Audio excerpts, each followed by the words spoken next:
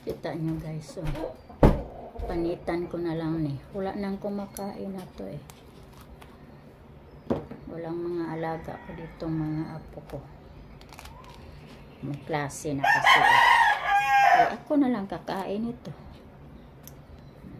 Sayang to pag hindi ko kakainin, baka masira lang to. Ako na lang kakain, di ba? Sarap naman to, di ba? Vitamins to eh. Tagal pa yun umuwi sila.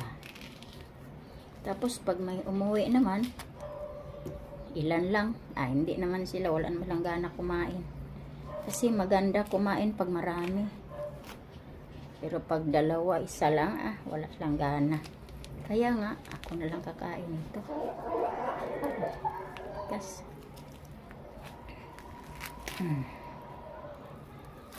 sayang naman to pag masira to, binigay pa naman ito.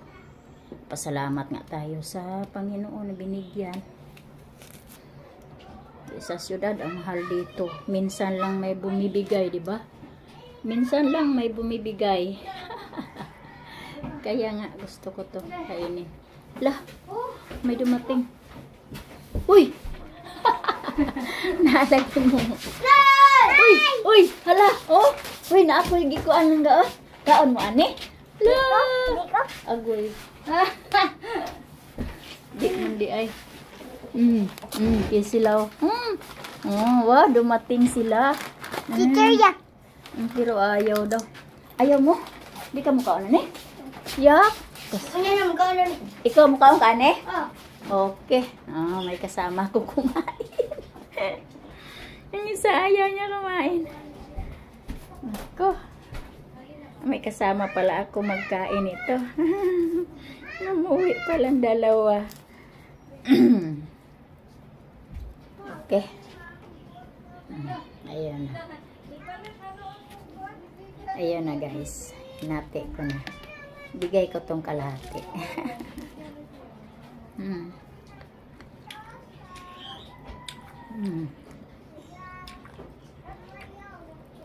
Sarap.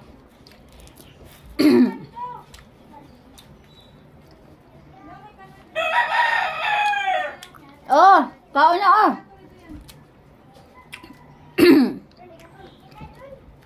Tamis. Kain tayo guys. Okay. Tamis.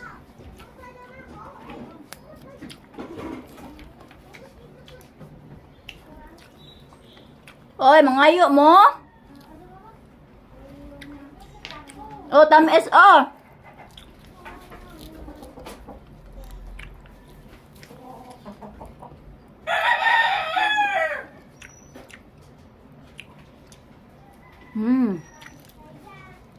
Sarap.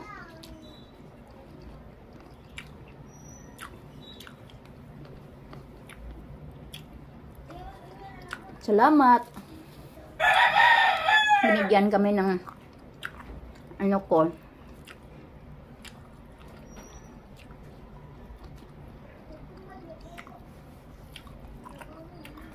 Nanay ng umagad ko ba?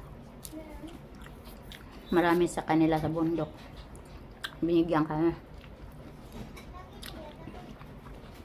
Kung kami lang, hindi kami makakain ganito kasi malayo kami sa bundok tapos mahal dito. Magbili. Palengke mahal. Pero pasalamat kami sa Panginoon kasi ginabigyan. Binigyan kami sa taga-bundok. Salamat. Leng kaong ka, Leng. Tamis kayo, Leng.